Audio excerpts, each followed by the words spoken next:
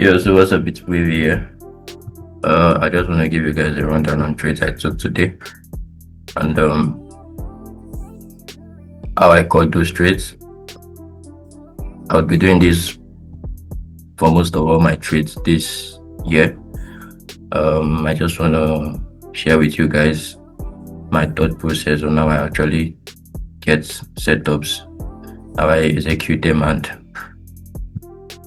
that. So for today, I took gold, I took Nasdaq. I would be transparent on this page. I would also share with you guys my losses and possibly the reason why I actually had or incur losses on my trade or on the particular trade I would be share with you guys here. So I took XAU, I took Nasdaq, I also took these. I took AUD. This, so yeah, the trade is still running. I don't think I can actually make all the video at once. I would probably just talk about the code, then next video on others, pending how you guys react to this one.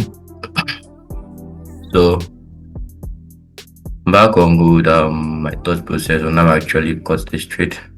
Actually I took it on futures. I would see if I would attach a screenshot to this showing how I shared this trade. So someone I took it on futures actually shared this trade with someone.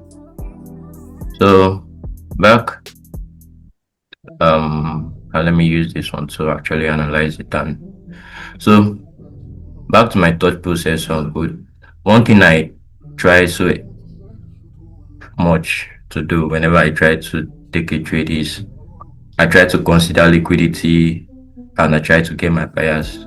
So these two things are actually one of my backbone when analyzing and trying to get the direction which I'm looking for a particular day, week, and that. So for gold, we've been bearish. Yeah, we had series of sales down to this place. So why was I looking at this zone? Evidently, one was there was a liquidity build up to this zone, and there was also a liquidity swept by this zone. So I'm not the type to want to catch the immediate reversal. I always love continuation trades, and I would appreciate and I would also advise rather you guys consider continuation trades rather than reversals. Why? Because continuation trades has already proven evidence that this trade would actually go in this direction. So all you just have to do is look for possible entries towards that same direction. So how did I get this trade? First, how did I get my buyers?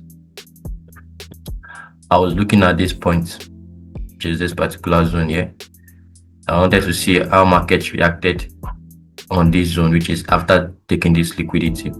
When market tapped into this zone, I do nothing. I just want to see my confirmations, which is I use either daily reject daily H4 breakout or H4 reject H4 H1 breakout, and to get my storyline so I can actually get my trades and understand the direction which market intends to go, then get the trade around there. So what did I notice when the market came here? I had this first rejection towards this place. I did nothing. I had this sell, and after that I had this H4 candle, which signified that this particular H4 candle, let me expand this particular H4 candle rejected this particular H4 candle rejected this H4 candle. I did nothing. I don't try to force trade. I want the trade to come to me.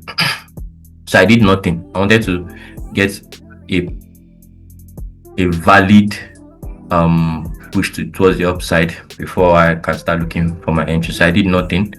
I just all I wanted to know if the storyline has turned bullish. I just went to H1 to look for my breakout, possible breakout, and which I had here off of this OCL level here. I had that breakout. I don't intend to take any trades around here because the market can come here, back to this place. So I did nothing. This was where I finally got my trade. How did I get this trade? So the market opens today, pushing up what you can see Friday, pushing upward towards this place. What I did, I marked my key level, which is here at this point, this guy. So what I wanted to see is after market had broke this guy, what is the market doing here? I went down to 5 minutes. Why did I go to that much of a low time frame to actually understand what I was doing or have to actually get a trade here? One thing I've understand is on gold, recent gold price action, lower time frame is more efficient than higher time frame. Higher time frame, you could wait forever to get your setup. So what did I see here? We had this break. This was the full break. Yeah, had the full break here. The body, you can see here, had the full break there with the body. I had this perfect. I had this perfect zone that swept liquidity here.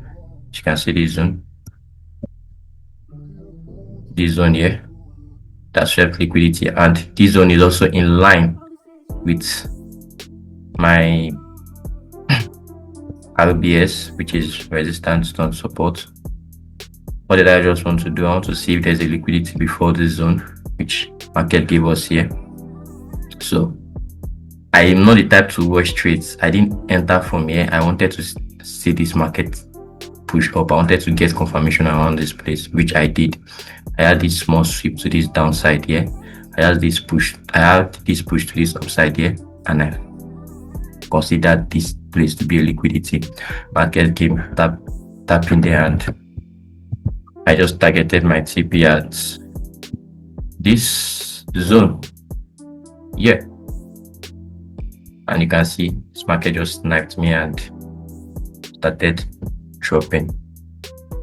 People ask, how do I know that the market would actually reverse from there?